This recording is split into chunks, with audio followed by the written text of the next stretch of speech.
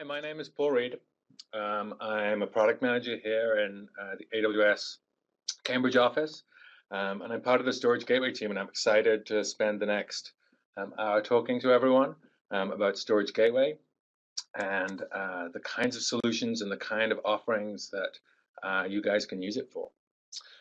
So let's jump in and sort of tell you where Storage Gateway fits into the overall AWS storage portfolio. So AWS has block storage in the form of EBS that many of you may be aware of and have used with EC2 instances. We have file storage through the Elastic File System. We have object storage through our S3 service. Along with S3, we have Glacier, which provides you long-term archival of storage. In addition to those three sort of fundamental storage services, block, file, and object, we have a number of services which help you bring data into or take data out of the cloud. We have a Snowball products. We have Storage Gateway, which we're going to talk to you about today. We have Direct Connect. We have a number of third-party partners who we work with to build connectors into AWS. We have S3 transfer acceleration. We have other services such as Kinesis Firehose. So we have an overall portfolio of storage services and ways in which you can use them. So as we said at the top of the hour, we're going to talk about Storage Gateway today, which near and dear to my heart, the service that I work on. What Storage Gateway allows you to do is it enables hybrid storage use cases.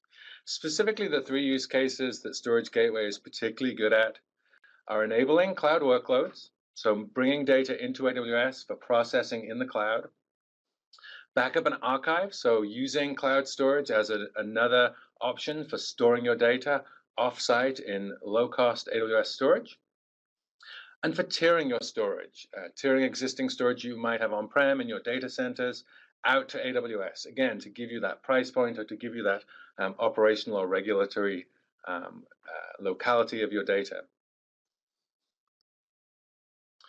So what Storage Gateway provides is it provides you with a file, a volume, or a tape interface that in your data center, and it connects those files, volumes, and tapes into AWS storage. One of the really neat things about Storage Gateway is rather than having to bring cloud storage to your applications, to take your applications and make them work with cloud storage, Storage Gateway brings cloud storage to your applications through standard storage protocols and standard interfaces. Storage Gateway is a first-class AWS service. We live on the console. We're integrated with all of the assorted management, monitoring, and maintenance tools that AWS has, things like CloudWatch, CloudTrail, Identity Access Management, and KMS. Let's look at a little more details about those three modes of file gateway, those three gateway types. So as I mentioned, we present cloud storage to your applications in a mode that makes sense to your applications using standard storage protocols. We have three modes of gateway: file gateway, volume gateway, and tape gateway, all presented to your applications through a virtual machine that you deploy into your data center. File Gateway, which is the newest offering we introduced last year at reInvent, provides an NFS v3 or v4.1 mount point to an S3 bucket. Gives you file storage into and out of S3. The Volume Gateway provides you iSCSI block storage. The block storage is backed by S3, so it's durably held within S3, and we allow you to take snapshots of your on-premises volumes, and they become EBS snapshots, which you can either restore back on premises through another volume gateway, or to an EBS volume that you can then attach to an EC2 instance for an in-cloud workload. Snapshots can move between Storage Gateway and EC2 transparently. The third mode is Tape Gateway. And with Tape Gateway, we present a virtual tape library to your application. So this is a drop-in replacement for physical tape infrastructure. We present not just the storage, but things like the media changer and the drives and everything that your application needs in order to believe it's talking to a physical tape library. But in this case, it's a virtual tape library served to a virtual machine, deployed into your data center, and all of your data is durably stored off in AWS.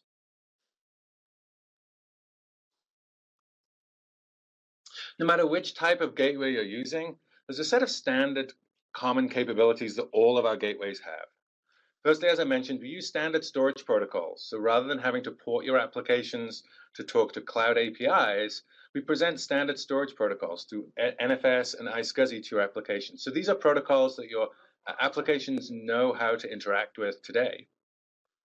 All of our gateways do local caching, which is really useful. Instead of having to go all the way over the wide area network to the cloud to fetch your data or to store your data, the gateway provides that local point of presence, storing data to give you low latency access to it, and buffering the uploads into AWS. So we, again, provide efficient data transfer up to and down from AWS, byte range gets, and minimal data transfer.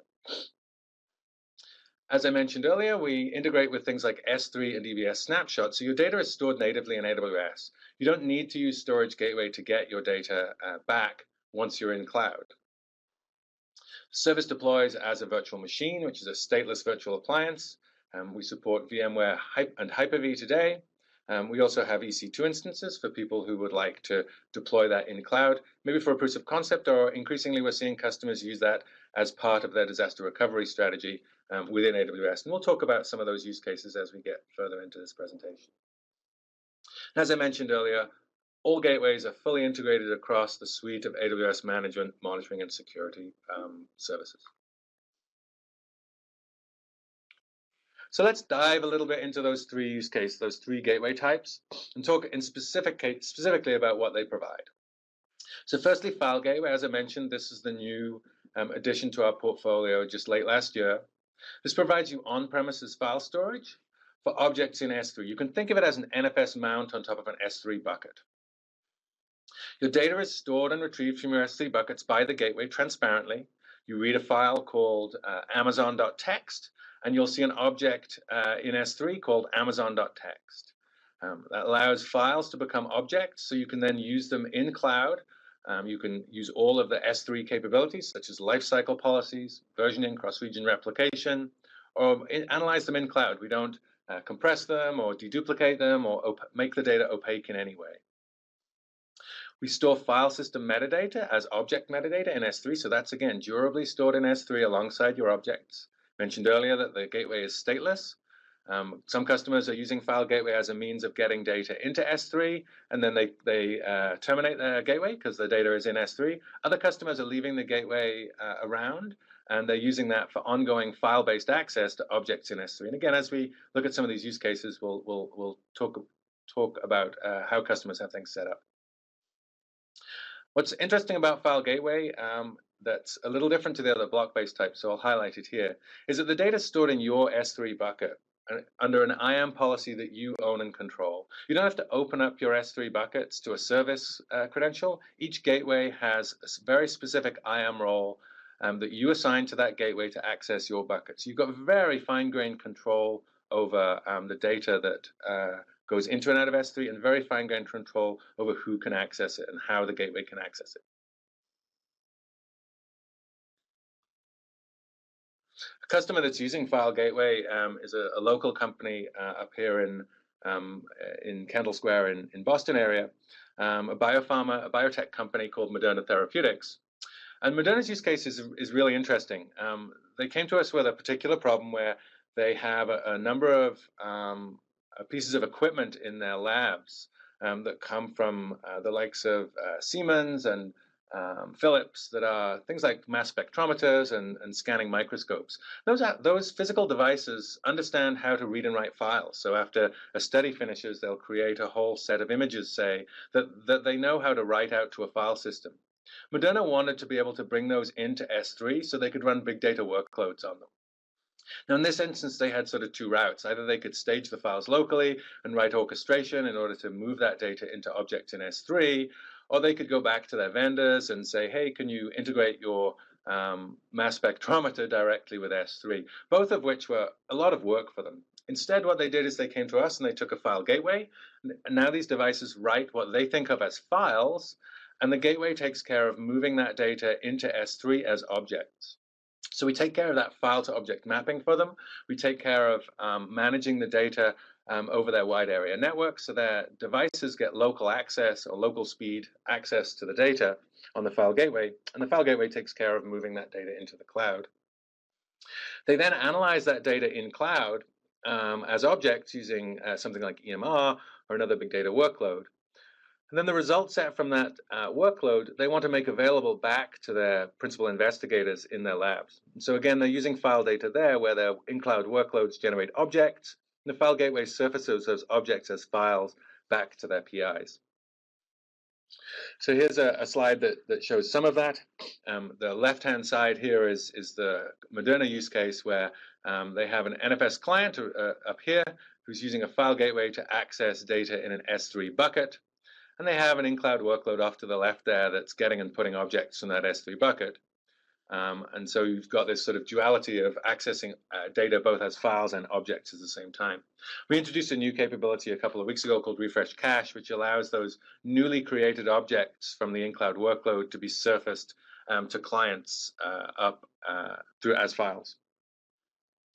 The other two examples here of file gateway use cases, again, similarly are using in-cloud workloads to move data into or out of S3 buckets. The middle example is using cross-region replication, where we have customers who want to do things like bicoastal backup or bicoastal active-active applications, and they want to be able to use cross-region replication to copy the contents of one bucket from say a region on the East Coast to another bucket, a backup bucket on the West Coast, but they want to be able to surface that to an application live because their application is running active on the East and West Coast. So again, the ability to have surface those objects as files with S3 taking care of the data movement under the covers, using things like cache refresh and NFS as a mechanism of doing that. The third column shows an AWS Snowball use case where customers want to use Snowball to bring their data into AWS, into S3, because they have more data than perhaps their network can support. So you can Snowball data into an S3 bucket and then surface those objects that Snowball brought into AWS as files to your clients. And again, the gateway is going to provide a level of buffering and a level of caching that the large data set that you have in S3, you can still get low latency access to it, because as you start to read objects in that S3 bucket, the gateway will cache that data for you. So those NFS clients are going to see what they think of as a local file system. Meanwhile, all of your data is nicely, durably stored in S3.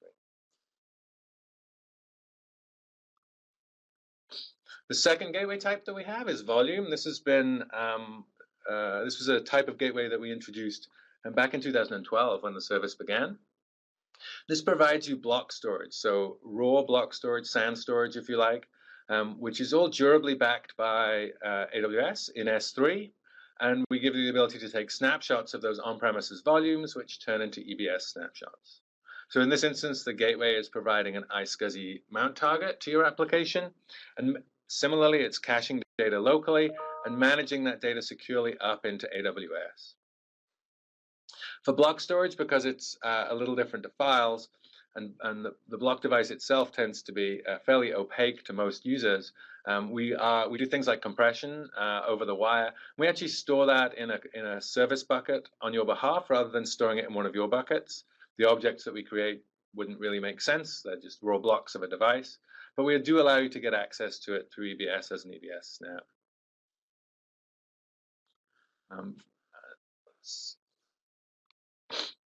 Volume Gateway has two different modes we call stored and cached.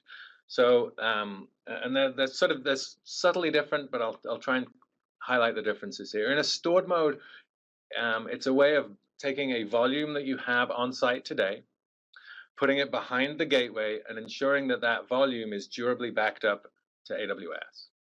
So it may be existing data that you have. It's a large working set. Perhaps your application doesn't have a good cacheable, smaller working set of say a larger learn, lots of random reads and writes, and you need full access to that data at low latency at all times. So in this instance, what the gateway is providing to you is the ability to keep that data on-prem and then asynchronously have that data constantly being backed up to AWS in the case of a failure or a loss. We then allow you to take either ad hoc or scheduled snapshots of that volume, which give you those point-in-time backups that you can then restore back to in case of failure or in case of data corruption. So a really nice way of taking an existing volume that you have today and providing durable offsite backups. The other mode of gateway is cached. So in this instance, you can think of all of your data actually living in S3 as its primary sort of location, and the gateway is maintaining a cache of just the small working set that your application needs. So this is really good for applications where you have a large data set, but your application only really needs low latency access to a subset of that data at any given time. The gateway will manage that subset, it will manage that cache based on how much local storage it has. Similar to stored volumes, all of your data is durably stored in S3. So if the gateway was to have a problem or your data center was to have a problem and go offline, you can recover that data back from S3 at any time. Again, as I mentioned earlier, you can also recover that data into EC2 at any time. So we're seeing an increasing number of customers using Storage Gateway, and AWS in particular, as their second data center. So they're using things like cached volumes, they're getting that benefit of asynchronous backup, and in the case of an event where their primary data center was to go offline and they need to fail over to a secondary data center, they can use AWS as a secondary data center because their data is already backed up, data's already there, they can move their applications or spin their applications up in EC2 and things like that. So lots of different options here. Another interesting use case that we've seen on the volume gateway side is customers moving from stored volumes to cached volumes. So if you like, in the stored volume use case, you have a fully provisioned drive on-prem.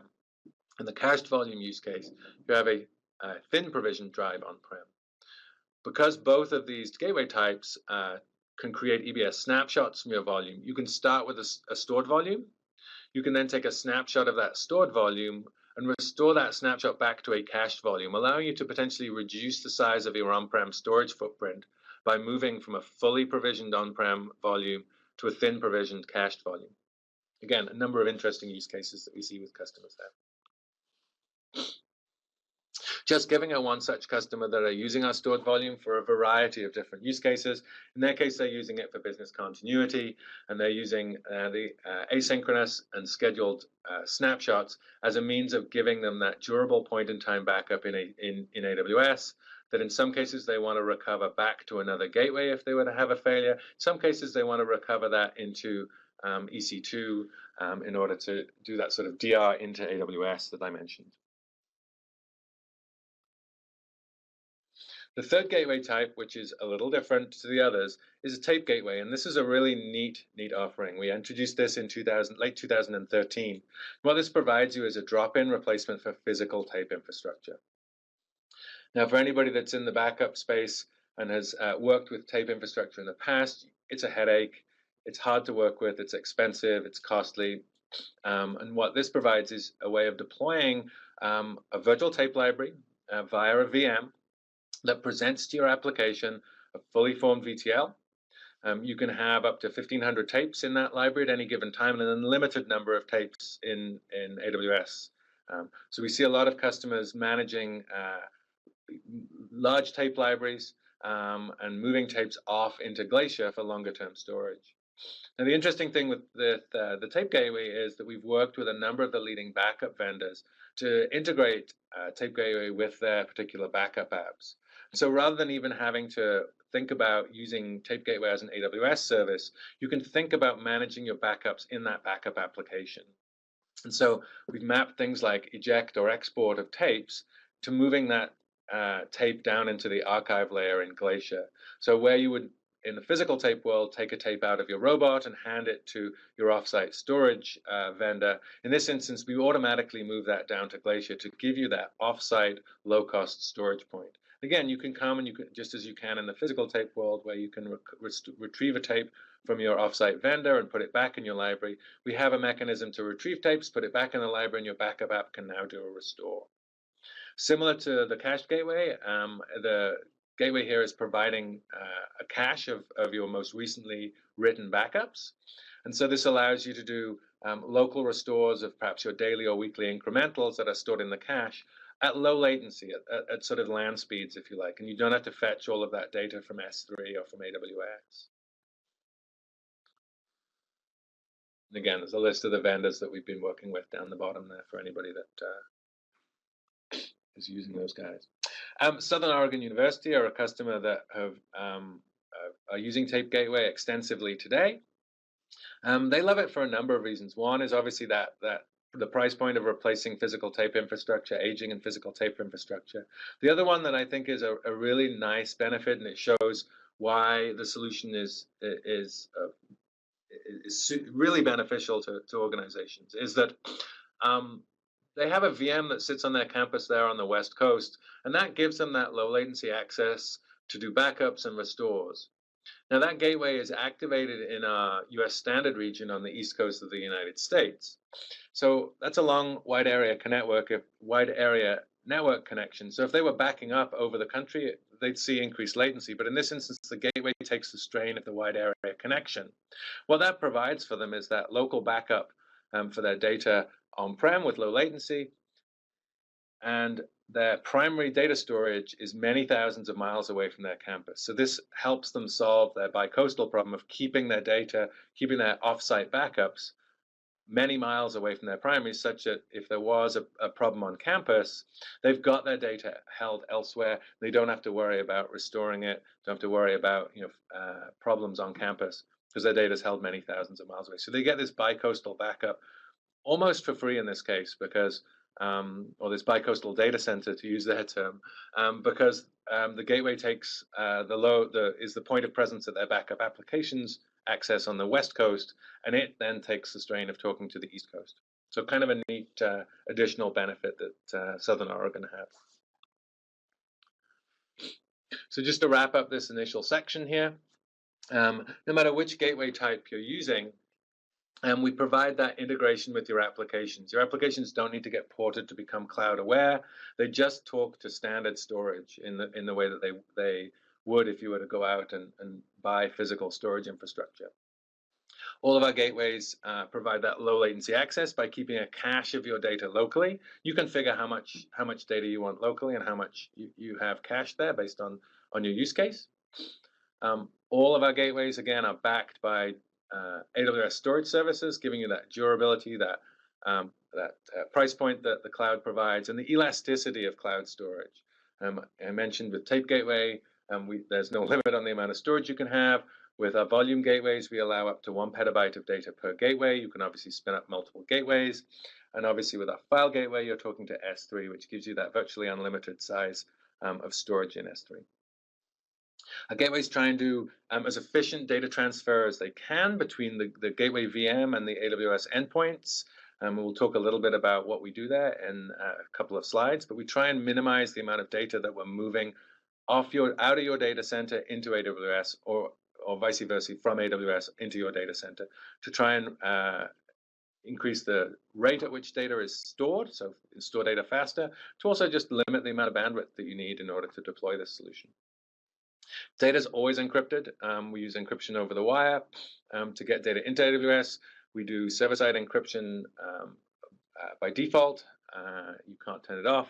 And for File Gateway, we allow you to use KMS to do encryption with your own keys. As mentioned earlier, we're a fully integrated AWS solution, so you get all of the good monitoring, maintenance, and management capabilities, things like CloudWatch, CloudTrail, IAM, and KMS. How much does the service cost? So in general, storage is priced at the same rates as S3 and Glacier in those regions. Files, as I mentioned, are stored directly in your S3 bucket, so are going to be billed at your S3 rate. Volume and tape storage is stored in service buckets on your behalf, but we charge you at the same rates as S3. Snapshots, similarly, are stored with EBS, so they're billed at EBS rates.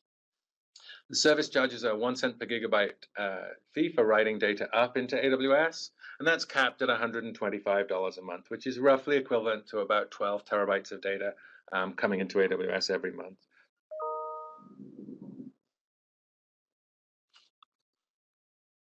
So let's look at some of the interesting details. Again, I'm kind of reacting here to questions we get from customers a lot on how things work under the covers. So these slides will kind of jump around between the gateway types. So for File Gateway, I mentioned that file system metadata is stored in object metadata. And we do that because we don't want metadata to be lost in the cases where your data center goes down and you lose the VM. Hence, We like to think of that VM as being a stateless virtual machine. So we use S3's object metadata as a mechanism to store that data.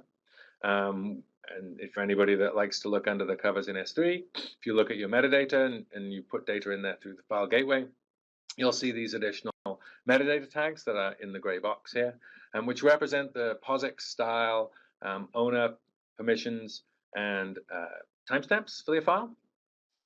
So what that provides us with is a couple of interesting benefits. It now allows me to take the bucket that was loaded up by a file gateway and point another file gateway to it, and it sees the same file system in terms of not just the data that's stored in the files, the file namespace structure, but also the same file system metadata that the first gateway saw.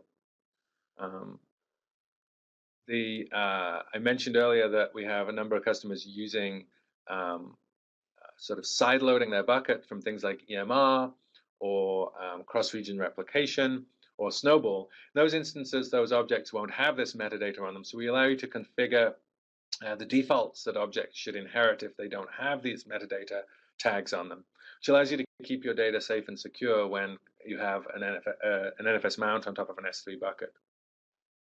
For anybody that's sort of reading ahead or understands how S3 works, you'll know that object metadata isn't mutable. It's not changeable once you write the object. So we take care of that if you were to change metadata by copying the object on the server side. One of the neat things about File Gateway is you can manipulate files much larger than your local storage because we do a lot of the data management on the server side, not on the gateway itself.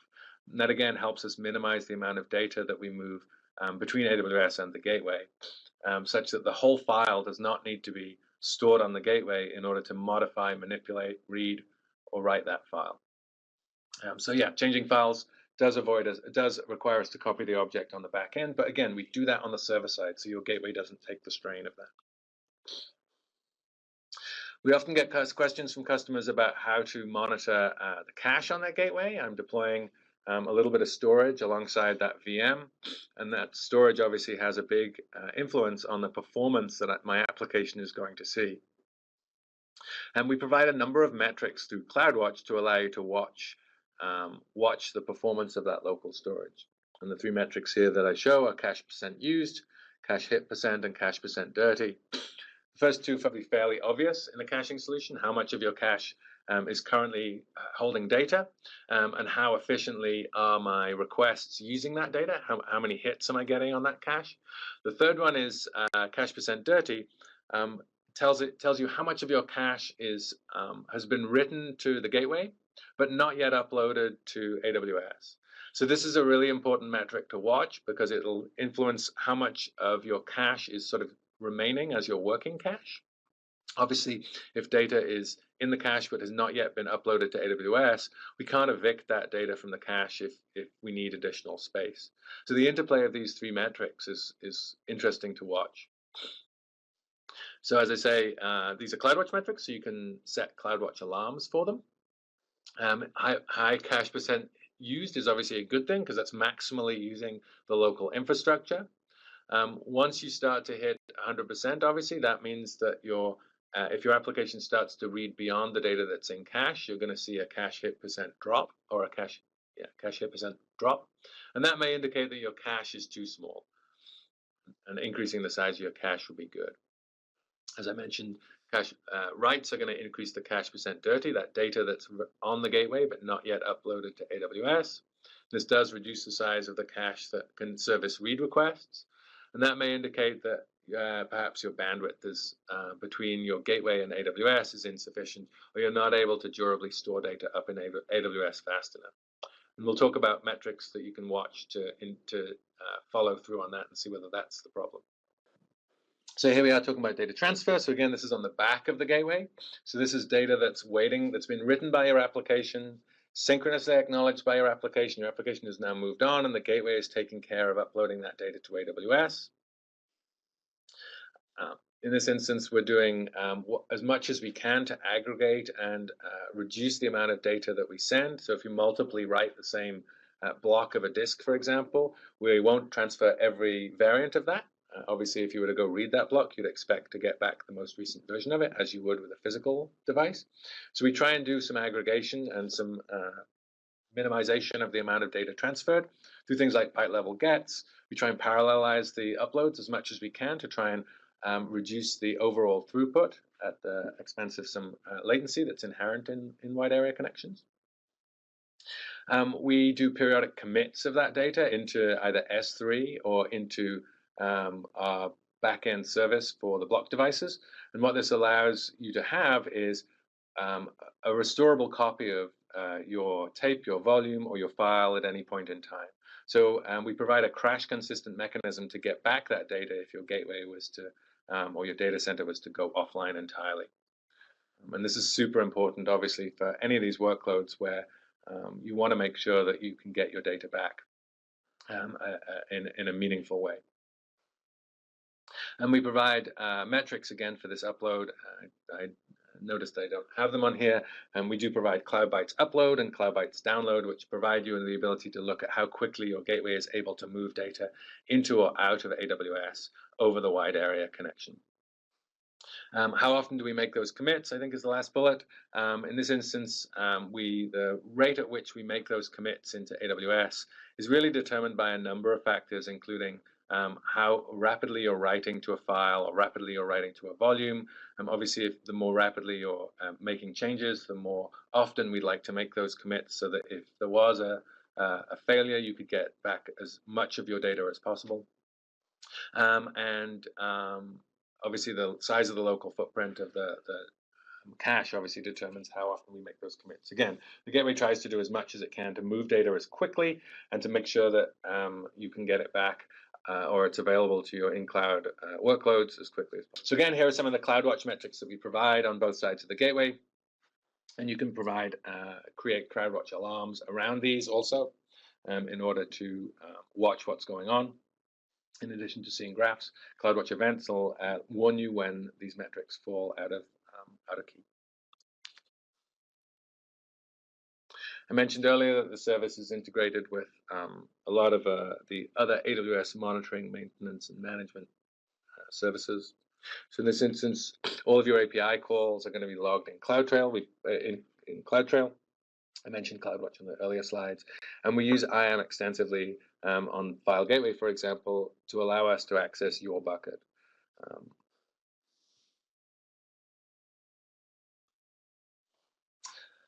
So just to wrap up, we have a lot of good documentation online in the form of either our homepage or our technical documentation.